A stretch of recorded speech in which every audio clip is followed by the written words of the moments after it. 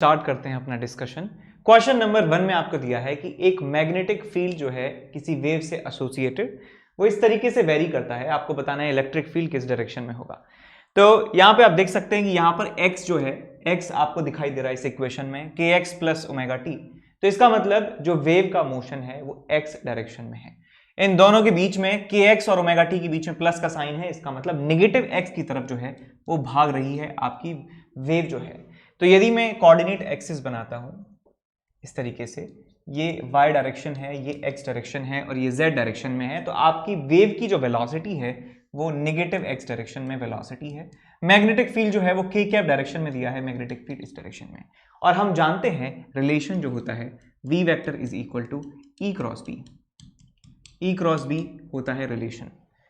तो यहां पे हम देख सकते हैं कि इलेक्ट्रिक फील्ड इस तरीके से होना चाहिए जिससे उनका क्रॉस जो है वो वेलोसिटी की डायरेक्शन में आए। तो यहाँ पे क्लियर सी बात है कि इलेक्ट्रिक फील्ड जो है वो नीचे की तरफ आना चाहिए, इलेक्ट्रिक फील्ड आना चाहिए नीचे की तरफ, जिससे ई क्रॉस बी जो है वो लेफ्ट डायरेक्शन में आ सके। तो आपका आंसर मिल जाएगा कि electric field should be in the minus Y direction. तो माइनस जे कैप जहाँ पे आ रहा है वही आपका आंसर होगा। जे कैप और माइनस में, जे कैप माइनस में, तो ए ऑप्शन आपका सही ऑप्शन होगा। ई क्रॉस बी याद रखें, velocity of wave which is C vector is equal to, या वी वेक्टर कह सकते हैं, is equal to E cross B. इसके बाद क्वेश्चन नंबर 2, इसमें भी आपको इलेक्ट्रिक फील्ड दिया है, आपसे पूछा गया है मैग्नेटिक फील्ड कितना होगा। देखिए अब यहां पर देख सकते हैं कि z यहां पे लिखा है, इसका मतलब वेलोसिटी जो है वेव की वेलोसिटी जो है वो z डायरेक्शन में है। ये y है, ये x है और ये z है। So velocity is in positive z direction. z में तो है, दोनों के बीच में माइनस साइन है तो प्लस z है इसका मतलब, तो वेव की वेलोसिटी इस डायरेक्शन में है। अच्छा, और इलेक्ट्रिक फील्ड जो है वो x cap plus y cap में है। x कैप मतलब i कैप, y कैप मतलब j कैप, तो इसका मतलब एक्स वाई प्लेन में है, एक्स वाई प्लेन में है आपकी इलेक्ट्रिक फील्ड। तो इसका मतलब जो आपके पास मैग्नेटिक फील्ड है वो इस तरीके से होना चाहिए जिससे ये रिलेशन सेटिस्फाई हो सके। v vector is equal to E cross B, E cross B ये रिलेशन फिट हो जाना चाहिए। तो आप क्या करेंगे, इस यूनिट वेक्टर का क्रॉस हमें इन चारों में से देखना होगा किसके साथ हम करें, जिससे इलेक्ट्रिक फील्ड का जो यूनिट वेक्टर है, इसको ऐसे भी लिख सकते हैं, ई कैप क्रॉस बी कैप जो है वो आना चाहिए किस डायरेक्शन में। इनका जो आपको रिजल्ट मिलेगा उसका भी यदि हम यूनिट वेक्टर देखें तो वो आना चाहिए वी कैप के बराबर, यानी वेलोसिटी की डायरेक्शन इनके क्रॉस की डायरेक्शन में आनी चाहिए। वही मैंने यहाँ लिखा है मैथमेटिकल एक्सप्रेशन में कि ई कैप क्रॉस बी कैप का जो भी यूनिट वेक्टर होगा वो वी वेक्टर के बराबर, वी कैप के बराबर आना चाहिए। तो आप इनको क्रॉस प्रोडक्ट लेके देखेंगे तो आपको आंसर मिल जाएगा। ठीक है, इसके बाद क्वेश्चन नंबर 3, इसमें दिया है कि इलेक्ट्रोमैग्नेटिक वेव की फ्रीक्वेंसी है इतनी और उसकी एनर्जी डेंसिटी है 1.02 into 10⁻⁸ joule per metre cube. आपको निकालना है magnetic amplitude of magnetic field of the wave, magnitude of amplitude of the magnetic field. अच्छा, यानी कि बी नॉट की वैल्यू आपको निकालनी है। तो हम जानते हैं कि एवरेज एनर्जी डेंसिटी जो होती है वो होती है B naught square divided by 2 B naught. तो यहाँ से बी नॉट की वैल्यू आपको मिल जाएगी average energy density into 2 mu naught का under root. So average intensity कितना है, average sorry density, energy density 1.02 into 10⁻⁻8 into 2 into mu naught की वैल्यू है 4 पाई इंटू 10⁻⁻7। इसका अंडर रूट ले लेंगे, आपको आंसर मिल जाएगा। ठीक है, इसके बाद क्वेश्चन नंबर 4, क्वेश्चन नंबर 4 में दिया है कि इलेक्ट्रिक फील्ड आपके पास है ये, दूसरा इलेक्ट्रिक फील्ड है ये, और वेलोसिटी उस वेव की है इतनी। तो आपको बताना है कि इंस्टेंटेनियस फोर्स उस चार्ज के ऊपर कितना लग रहा होगा। तो यहां पे ध्यान से देखिए बेटा कि इलेक्ट्रिक फील्ड जो है पहला वो कितना दिया है, E naught cos omega t minus k x j cap. अच्छा, तो अब इस इलेक्ट्रिक फील्ड के करस्पॉन्डिंग एक मैग्नेटिक फील्ड भी वहां पर प्रेजेंट होगा, क्योंकि हम जानते हैं कि इलेक्ट्रोमैग्नेटिक वेव में जो इलेक्ट्रिक और मैग्नेटिक फील्ड है वो दोनों एक दूसरे के परपेंडिकुलर होते हैं और उनके रिलेशन होता है velocity vector is equal to E cross B. अच्छा, तो यानी कि इसके करस्पॉन्डिंग एक मैग्नेटिक फील्ड होगा। अब मैग्नेटिक फील्ड की इक्वेशन क्या होगी वो भी देख लेते हैं। हम जानते हैं रिलेशन क्या होता है E naught is equal to B naught into c होता है। E naught is equal to B naught into c, E is equal to B c, E B c, याद रखें ट्रिक ई बी सी है। तो यहाँ पे B1 की वैल्यू लिख देंगे आप ई नॉट बाई सी कॉस, ये सब सेम रहेगा, omega t minus k x. अब बात आती है डायरेक्शन की। डायरेक्शन कैसे देखें? डायरेक्शन देखना मैंने आपको बताया है पहले दो सवालों में कि यहाँ पे देखिए कि ये x लिखा है, इसका मतलब वेव जो है वो x डायरेक्शन में मूव कर रही है। इन दोनों के बीच का साइन यदि नेगेटिव है, इसका मतलब पॉजिटिव x की तरफ वेव मूव कर रही है। तो वेव जो है वो मूव कर रही है पॉजिटिव x की तरफ। ये मैंने कोऑर्डिनेट एक्सिस बना लिए। वेव जा रही है ऐसे, और जो आपका इलेक्ट्रिक फील्ड है वो जे कैप डायरेक्शन में है। इलेक्ट्रिक फील्ड ऐसे है, सो ई क्रॉस बी होना चाहिए वेलोसिटी की डायरेक्शन में। तो ई क्रॉस बी तभी हो सकता है जब मैग्नेटिक फील्ड इस डायरेक्शन में हो। तो मैग्नेटिक फील्ड के कैप डायरेक्शन में यहां पर हमें मिलने वाला है। अच्छा, ऐसे ही करके आप क्या निकालेंगे? आप B2 वेक्टर निकालने वाले हैं। आप क्या करेंगे? B2 वेक्टर निकालेंगे, E2 वेक्टर की देखा देख, सेम तरीका आपको इस्तेमाल करना है। और फाइनली आप क्या करने वाले हैं कि हम जानते हैं कि जब एक चार्ज पार्टिकल, जब एक मूविंग चार्ज पार्टिकल रखा होता है इलेक्ट्रिक और मैग्नेटिक फील्ड दोनों में, तो उस पर लॉरेंस फोर्स लगता है। तो लॉरेंस फोर्स की वैल्यू जो है होती है Q E vector plus V vector cross B vector. Q E vector plus Q V cross B, इतना फोर्स लगता है। तो हम यहाँ पे लिख देंगे कि इस क्वेश्चन में ये फॉर्मूला है, ये लॉरेंस फोर्स का फॉर्मूला है। और यहाँ की बात करेंगे तो Q E1 vector plus V vector cross B1 vector plus E2 vector plus V vector cross B2 vector. ये आपको रिजल्ट मिलने वाला है। B1 B2 आप पता लगा ही लेंगे और इसको सॉल्व कर लेना, आंसर मिल जाएगा। नेक्स्ट, इसके बाद क्वेश्चन नंबर 5। क्वेश्चन नंबर 5 में आपको दिया है कि एक प्लेन इलेक्ट्रोमैग्नेटिक वेव है, इसकी फ्रीक्वेंसी इतनी है, इलेक्ट्रिक फील्ड इतना है, आपको बताना है मैग्नेटिक फील्ड उस पॉइंट पे कितना होगा। तो हम जानते हैं कि इंस्टेंटेनियस वैल्यूज में भी रिलेशन ये होता है, E vector is equal to B, या फिर E is equal to B C होता है, E is equal to B C. तो आपको B की वैल्यू निकल जाएगी, कितनी होगी? E बाय सी के बराबर, E बाय सी के बराबर। तो E आपको दिया है 6.3 जे कैप, डिवाइड करेंगे इसको C से, तो आपको मिल जाएगा मैग्नीट्यूड ऑफ मैग्नेटिक फील्ड। अब मैग्नीट्यूड की बात करें साथ में, अच्छा यहाँ पे सिर्फ मैग्नीट्यूड की लड़ाई है, तो मैग्नीट्यूड सही निकाल देंगे तो आपको डायरेक्शन देखना ही नहीं पड़ेगा। यदि देखना भी चाहते हैं, इस क्वेश्चन में नहीं भी पूछा है तो भी निकालना चाहते हैं तो निकाल सकते हैं कि वेलोसिटी जो है वो पॉजिटिव एक्स डायरेक्शन में है, इलेक्ट्रिक फील्ड जो है वो जे कैप डायरेक्शन में है, तो मैग्नेटिक फील्ड किस तरफ होना चाहिए? साफ सी बात है, पिछले सवाल में ये किया है कि मैग्नेटिक फील्ड इस तरफ होना चाहिए, के कैप डायरेक्शन में। ठीक, इसके बाद क्वेश्चन नंबर 6 में आपको दिया है कि एक 50 वॉट पर मीटर स्क्वायर एनर्जी डेंसिटी है सनलाइट की, और वो गिर रही है नॉर्मली, 25% रिफ्लेक्ट हो जाता है, बच्चे कुछ एब्जॉर्ब हो जाता है। तो ये आपके पास एक सरफेस है, यहाँ पे लाइट जो है आ रही है, नॉर्मल डायरेक्शन में गिर रही है, और यहाँ पे जो है रिफ्लेक्शन हो रहा है 25%, यानी कि कोफिशिएंट ऑफ रिफ्लेक्शन जो है वो 1/4 के बराबर है, और एब्जॉर्प्शन का जो कोफिशिएंट है वो 3/4 के बराबर है। और हम जानते हैं क्या कि रेडिएशन प्रेशर जो होता है, रेडिएशन प्रेशर जो होता है वो होता है आपके पास R into 2I/c plus A into I/c।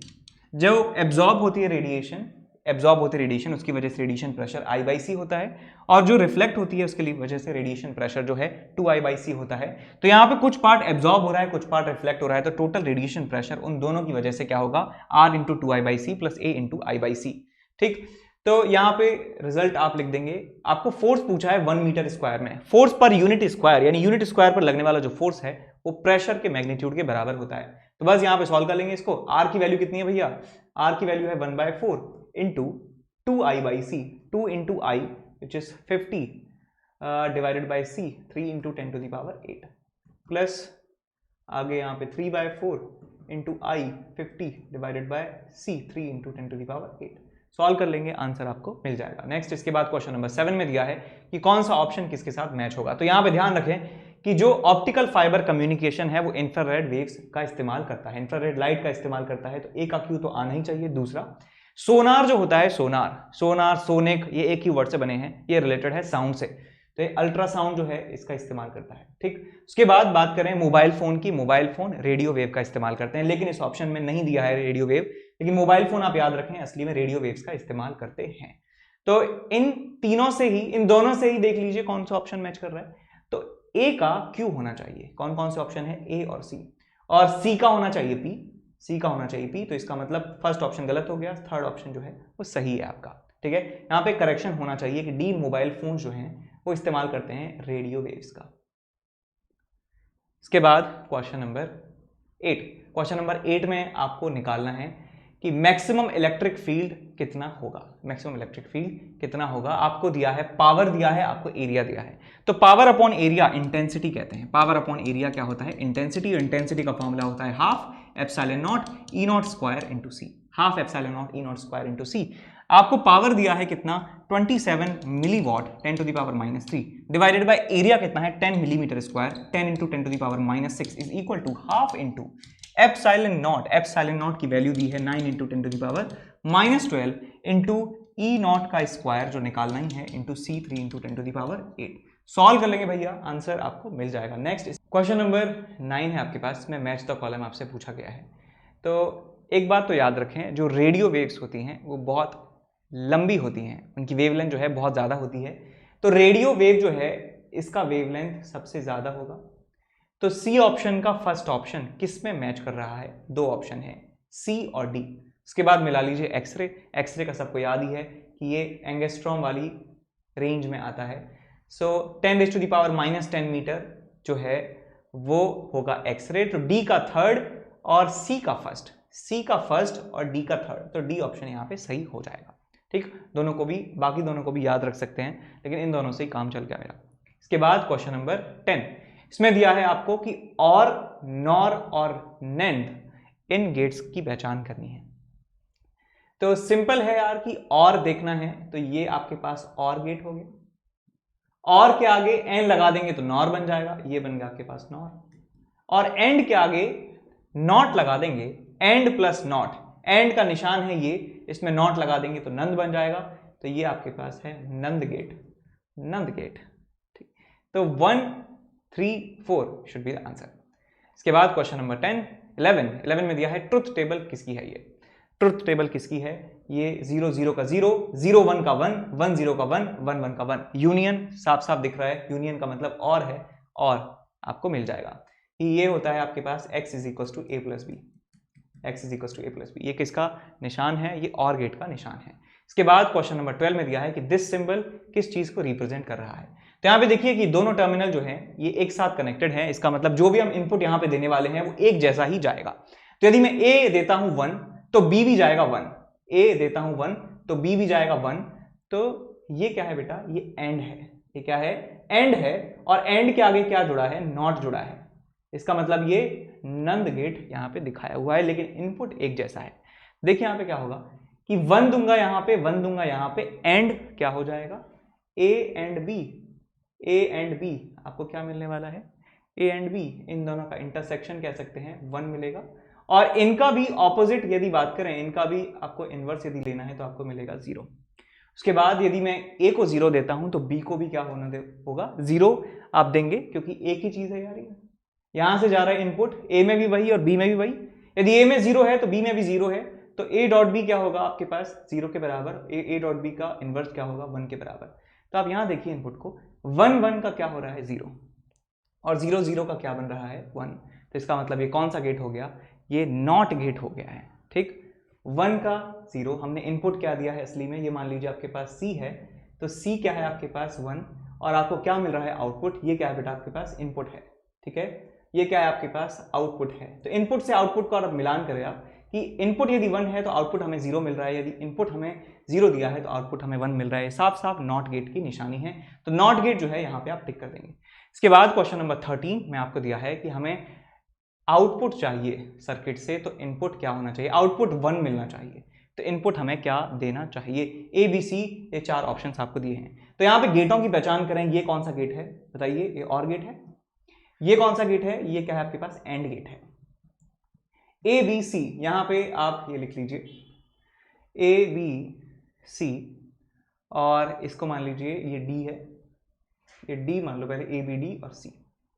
तो मैंने सबसे पहले क्या लिया, मैंने ए को 0 दिया और बी को 0 दिया, फिर मैं 0 1 दूंगा, फिर मैं 1 0 दूंगा, फिर मैं 1 1 दूंगा।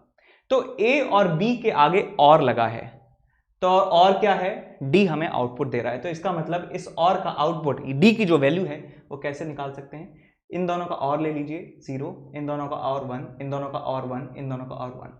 अब सी जो है मैंने मान लिया एक बार 0 है, एक बार 1 है, एक बार 0, एक बार 1।